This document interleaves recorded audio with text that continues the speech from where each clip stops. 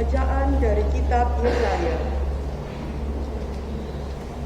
Dalam tahun wafatnya Raja Uzia, aku, Yesaya, melihat Tuhan duduk di atas tahta yang tinggi dan menjulang, dan ujung jubahnya memenuhi bait suci.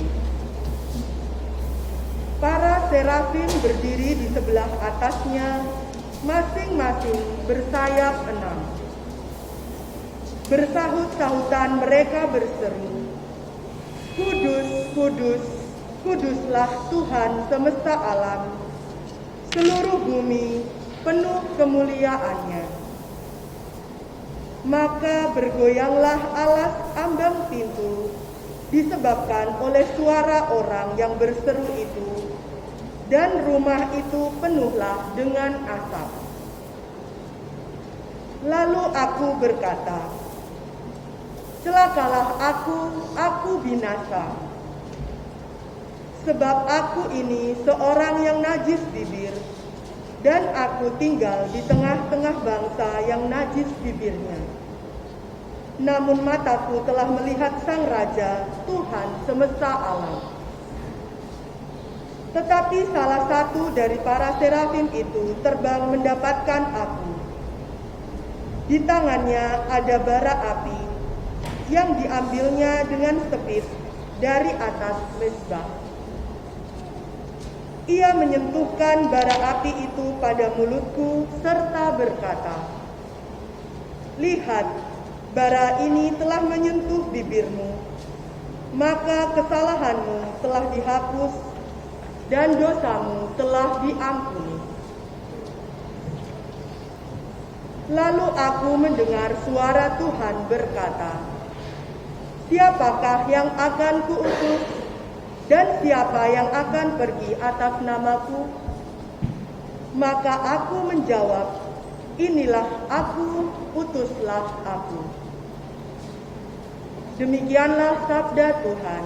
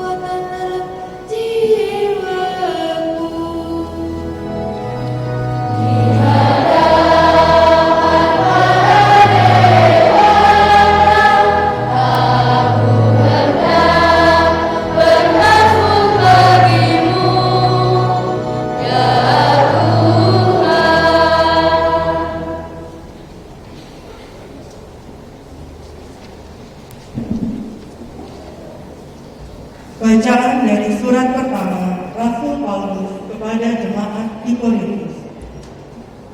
Saudara-saudara, aku mau mengingatkan kamu kepada Injil yang sudah kuwartakan kepadamu dan sudah kamu terima, dan yang di dalamnya kamu teguh berdiri. Oleh Injil itu kamu diselamatkan, asal kamu berpegang teguh padanya, sebagaimana kuwartakan kepadamu, kecuali kalau kamu sia-sia saja menjadi percaya. Sebab yang sangat penting telah kusampaikan kepadamu, yaitu apa yang telah kuterima sendiri.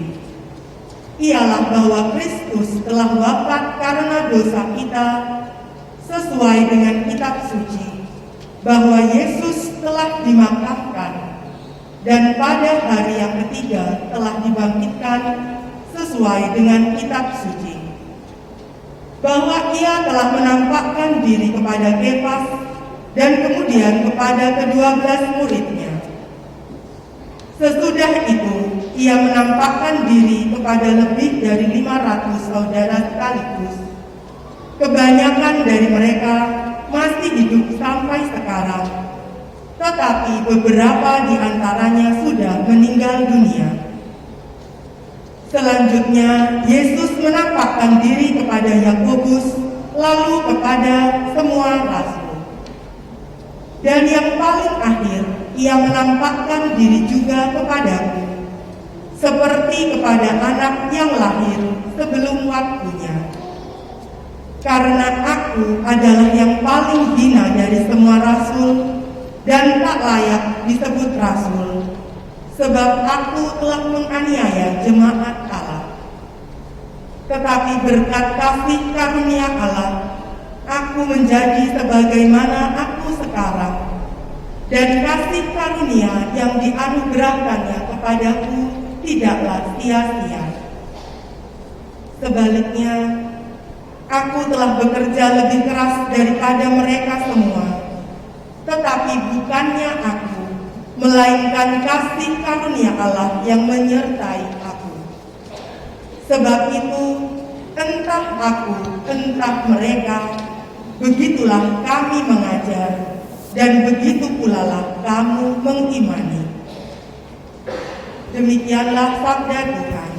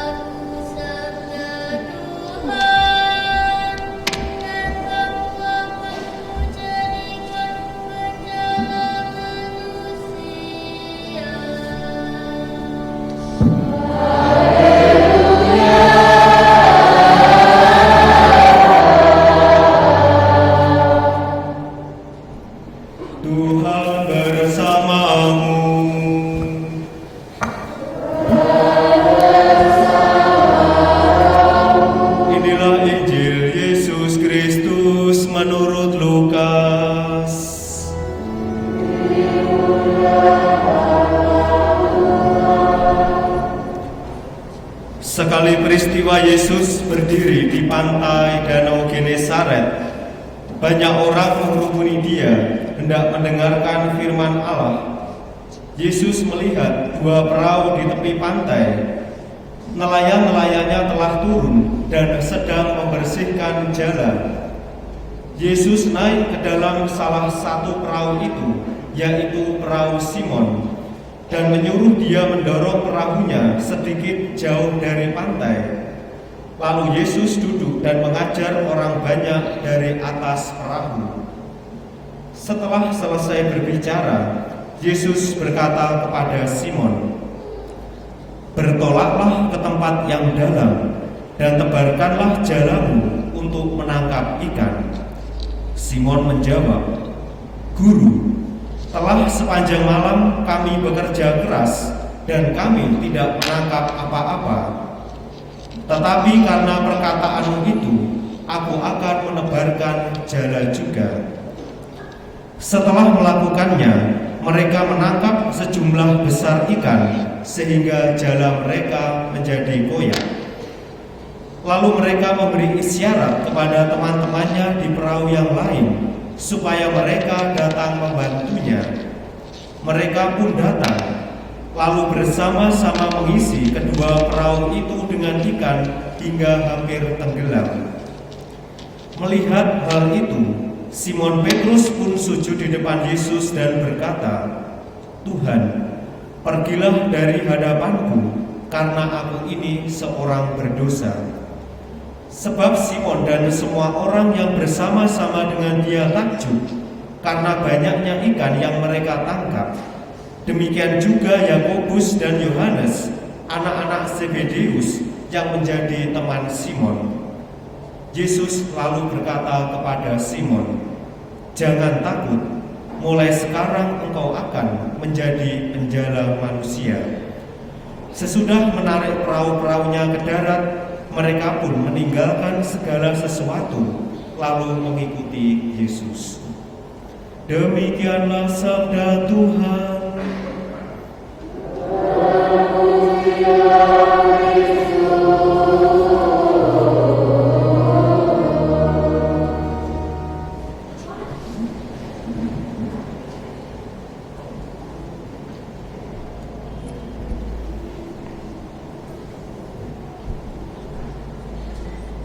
Petrus berkata kepada Yesus, "Guru, telah sepanjang malam kami bekerja keras dan kami tidak menangkap apa-apa lagi. Tetapi karena Engkau menyuruhnya, aku akan menebarkan jala juga." Saudara-saudari yang terkasih, sering dalam pengalaman hidup kita sehari-hari, kita merasakan adanya kejenuhan di dalam keseharian kita. Jenuh karena rutin bekerja, jenuh karena seperti sekarang ini adanya situasi pandemi, jenuh karena keadaan tidak menjadi baik, ataupun disebabkan oleh kejenuhan-kejenuhan yang lainnya. Kita sudah berusaha untuk melewati atau melampaui kejenuhan-kejenuhan yang kita alami, tetapi hasilnya tidak ada. Apa yang kita lakukan sama sekali tidak membuahkan hasil yang baik. Kita bisa mengatakan stagnan, tidak ada perubahan sama sekali. Petrus yang kita dengarkan dalam bacaan Injil, perjumpaannya dengan Yesus, juga mengalami hal yang sama. Dia pun juga tidak mendapatkan apa-apa. Petrus sudah bekerja keras sepanjang malam untuk menangkap ikan, tetapi tak satu pun Petrus mendapatkan. Mungkin kita bisa bertanya, adakah yang salah di sini? Baik pengalaman hidup kita, atau mungkin juga keseharian kita, atau dalam bacaan Injil. Saya merenungkan bahwa ini bukan persoalan salah dan benar. Bukan hanya soal bahwa saya sudah berusaha atau belum berusaha, tetapi ini adalah soal keyakinan dan soal keimanan kita. Apakah kita mau menyertakan Yesus di dalam hidup kita? Lewat bacaan yang kita dengarkan, kita diajak untuk menyadari kesadaran iman kita. Apakah kita mau menyertakan Yesus di dalam hidup kita? Yesus mengatakan, bertolaklah ke tempat yang dalam dan tebarkanlah jalamu untuk menangkap ikan. Bayangkan di pagi hari ketika Petrus bersama dengan teman-temannya pulang dari laut menuju ke pantai. Lalu Yesus di situ sedang mengajar. Lalu dia mengatakan, kembali, tebarkan jalamu untuk menangkap ikan lagi. Pasti reaksi spontan yang dialami Petrus, dia pasti jengkel. Iki sopo kok ngongkon aku sak karepe dhewe. Apa tidak tahu bahwa Petrus ini adalah orang yang ahli menangkap ikan, karena dia adalah seorang nelayan.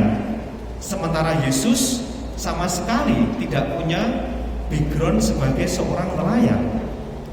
Pastilah Simon Petrus dan teman-temannya merasa jengkel, merasa aneh. Ini orang kok menyuruh sesuka hati, sedangkan dia tidak melihat situasi bahwa saya semalam suntuk sudah bekerja, semalam suntuk sudah berusaha mencari ikan.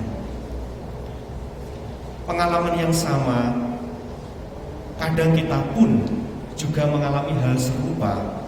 Mungkin kita disuruh, kita sudah berusaha, apa yang sudah kita lakukan kemudian ditolak, tidak disetujui, sudah melakukan hal yang baik tetapi masih mendapatkan cercaan dan lain sebagainya.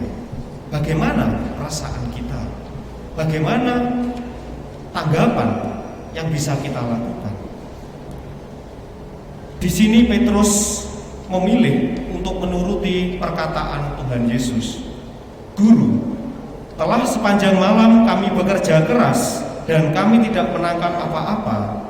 Tetapi karena engkau menyuruhnya, aku akan menebarkan jala juga. Petrus lebih memilih mentaati apa yang dikatakan Yesus. Lalu jalannya disebarkan ke laut. Yang terjadi adalah jala itu berisi ikan yang sekian banyaknya, sehingga digambarkan jala itu menjadi koyak, menjadi robek, tidak kuat saking banyaknya ikan yang didapatkan. Ternyata pilihan yang dilakukan oleh Petrus untuk mentaati perintah Yesus membuahkan hasil yang luar biasa. Saudara-saudari yang terkasih, pengalaman yang dialami oleh Petrus bersama dengan para murid, apa yang bisa kita renungkan? Sabda Tuhan mau mengajarkan apa kepada kita semua? Setidaknya saya menawarkan dua permenungan kepada saudara-saudari. Yang pertama adalah kita diajak untuk taat akan perintah Tuhan. Seringkali perintah Tuhan tidak masuk akal, berlawanan dengan kehendak manusia. Kalau ada orang yang menyakiti kita, perintah Tuhan apa? Diminta untuk mengampuni. Kalau ada orang yang menampar, ya digambarkan pipi kanan, berikanlah pipi kiri. Banyak sekali perintah-perintah Tuhan yang nampaknya tidak masuk akal. Barang siapa yang ingin terdahulu, hendaknya menjadi terakhir, dan lain sebagainya. Dan itu sangat bertentangan dengan kodrat kita yang ingin menjadi pertama, yang ingin menguasai, dan lain sebagainya. Tetapi ketaatan akan perintah Tuhan ternyata membuahkan hasil yang sangat luar biasa. Dan itu terjadi pada pengalaman Simon Petrus. Pengalaman Petrus menjadi pengalaman kita semua. Apakah di tengah-tengah kesulitan kita, di tengah-tengah usaha-usaha kita, mungkin kita sudah merasa stagnan, sudah berusaha tetapi tidak membuahkan hasil dan lain sebagainya? Apakah kita tetap mau taat dengan perintah Tuhan? Sering yang kita lakukan adalah kita lebih mengisi perahu kita. Perahu itu artinya artinya adalah diri kita, keluarga kita, lingkungan kita, bahkan gereja kita, dengan kekuatan diri kita sendiri, dengan kesombongan-kesombongan kita, dengan kekuatan kita sebagai manusia, dengan apapun yang kita miliki. Apakah ada yang salah? Tidak. Sering kita mengisi perahu kita dengan mengandalkan kekuatan diri kita sendiri, daripada kita mendengarkan perintah Tuhan untuk mengisi perahu kita lewat sabda Tuhan, lewat perintah-perintah Tuhan. Ketika perahu itu kita isi dengan kekuatan diri kita, ketika terjadi ombak, ketika terjadi badai, apa yang akan terjadi? Apakah kita bisa melampaui semua itu? Kita diajak dengan mentaati perintah Tuhan, kita diajak untuk mengisi perahu kita, mengisi batin kita, mengisi keluarga kita, komunitas kita, keluarga kita, masyarakat, bahkan gereja kita dengan sabda Tuhan sendiri. Persoalannya adalah seringkali kita merasa sulit, kita tidak mau taat dengan apa yang menjadi perintah Tuhan. Jelas perintah Tuhan yang sudah disabdakan lewat kitab suci. Sabda Tuhan yang kedua mengajarkan kepada kita keberanian kita untuk bertolak ke tempat yang dalam, atau biasa dikenal dengan duk in altum. Kalau kita lihat air di kedangkalan itu ikannya kecil-kecil ya.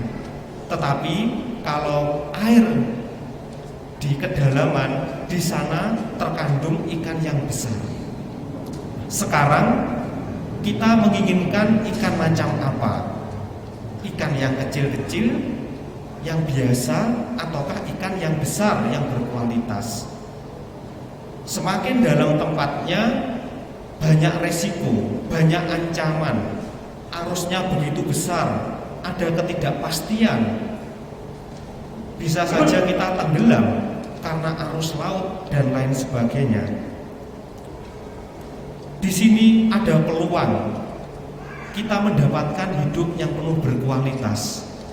Kita mendapatkan suatu kepastian bahwa di dalam kedalaman ada sesuatu yang bermutu. Sekarang menjadi permenungan bagi kita, ikan macam apakah yang ingin kita dapatkan? Hidup macam apakah yang ingin kita capai? Keluarga kita, komunitas gereja kita, diri kita masing-masing. Kalau kita menginginkan ikan yang kecil, oh ya sudahlah, hidup di permukaan saja gitu ya. Tidak berani melawan arus, tidak berani masuk ke tempat yang dalam. Bahaya romo.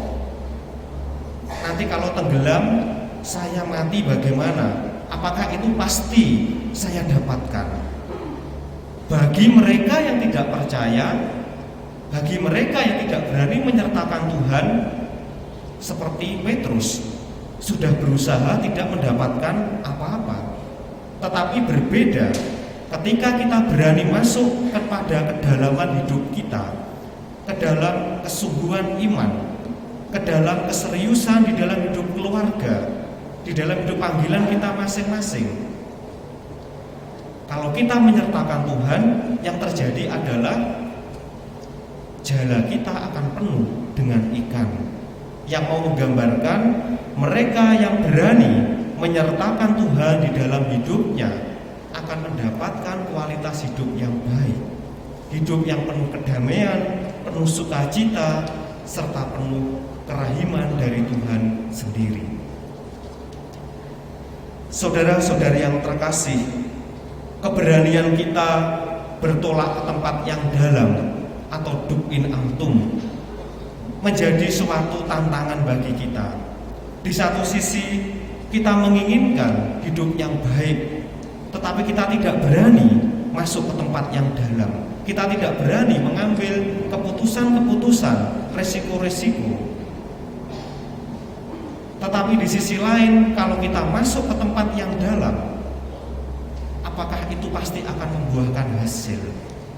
Sekali lagi, persoalannya adalah soal keyakinan dan iman kita. Apakah kita mau menyertakan Tuhan dimanapun kita berada? Saudara-saudari yang terkasih, perjumpaan Petrus bersama dengan Yesus pada akhirnya mengubah dia yang awalnya adalah penjala ikan menjadi penjala manusia.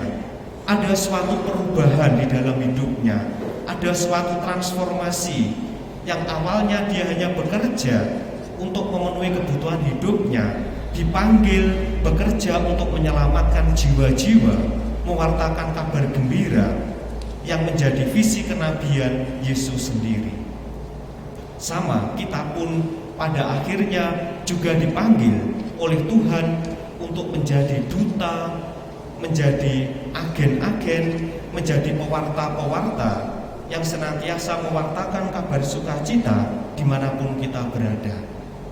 Tetapi terlebih dahulu, apakah kita mau membuka diri kita mengalami transformasi hidup, mengalami perubahan hidup dari penjala ikan menjadi penjala manusia, dari manusia kita yang lama menjadi manusia yang baru?